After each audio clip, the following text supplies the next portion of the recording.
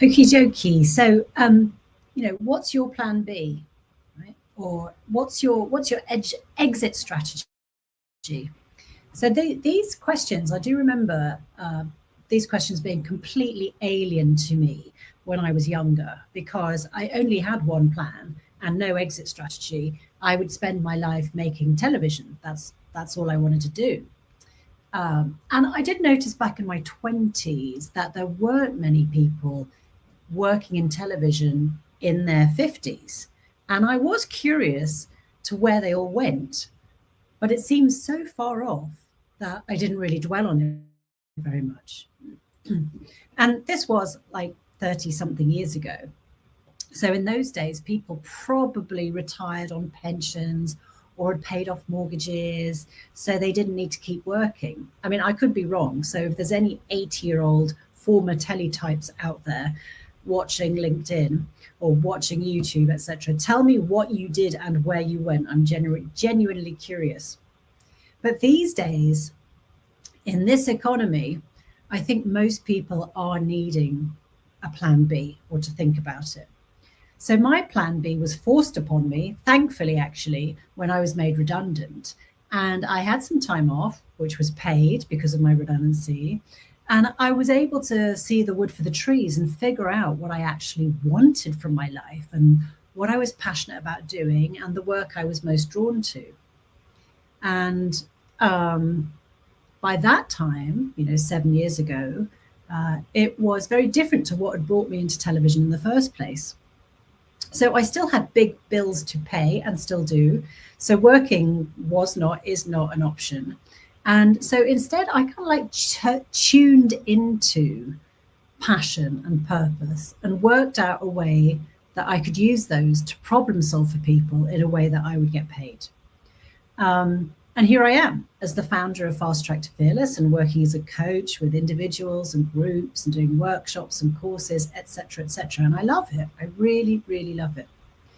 And I think it's now with hindsight that I can see the process I took and retrofit it into a kind of step-by-step format for people, for others. So if you are thinking, darn it, or some other stronger expletive, what's my plan B? I don't have one. Then this is where to start. Number one is to accept that you probably need a plan B. Yeah?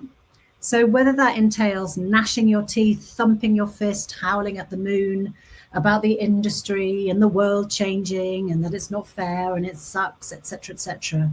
Whatever it is, do that for as long as it takes, as long as you need, and then take a deep breath, sigh it out, dry your eyes, and look up and onwards. So this is a really, really important step. Number two is to take a balcony view, a helicopter view. Observe the big picture. What is going on in the world? How are people?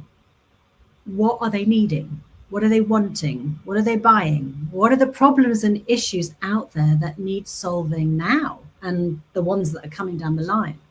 What are the haves, the must-haves, and not the nice-to-haves? So, it's not just us, it's in whole industries, companies, etc., having to think about this, the things, the marketplace is changing. What is the reality of how consumers are behaving now? And how is that changing?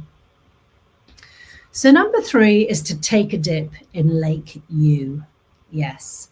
Back to basics, I think. Really think about what brings you joy, sparks energy, what you actually love doing. And don't say, well, I like the thing that I've always been doing and have been paid to do, and I know, grumble.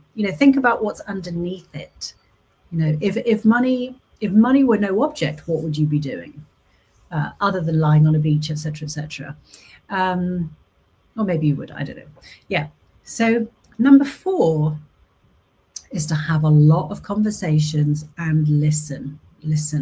Do your market research, get curious, have conversations where you are just listening for problems that you might be able to pour your passions into to help solve.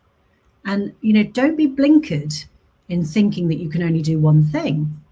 when you hear problems, then see if you can think of the solutions. We are by nature adaptable and resourceful when we have to be.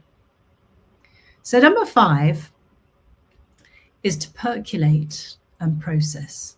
Plan Bs take thought and often lots of kind of iteration. They don't come out fully formed often. They can be completely left field. I never thought I'd end up doing what I'm doing now. I really didn't.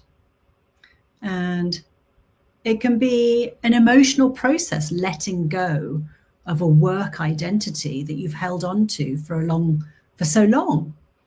It can be difficult to kind of like think about, well, I've got to let that go, and who am I, etc., etc. So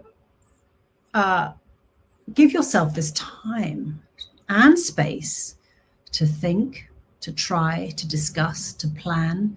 Maybe think about upskilling where you need to. Where is it going to be useful? So this is how, these are my 5 steps to start formulating your plan B. I do want to assure you that even though it might be a scary and painful process, I have seen firsthand and with others that I've worked with that it often ends up in a place where people find a lot of joy and purpose. So I now think that my plan A, wonderful as it was, my television career, has actually enabled me to do the work that I find even more rewarding and joyful, this plan B, in my plan B phase. And I'm already thinking about plan C. What am I going to be doing in my 60s, 70s, and 80s? Yeah. Okay. So as ever, if you need help and support in any of this, investigating it all, discussing it, having a place to discuss it in confidence, then I'm here for you. So do call me. All right. And take care.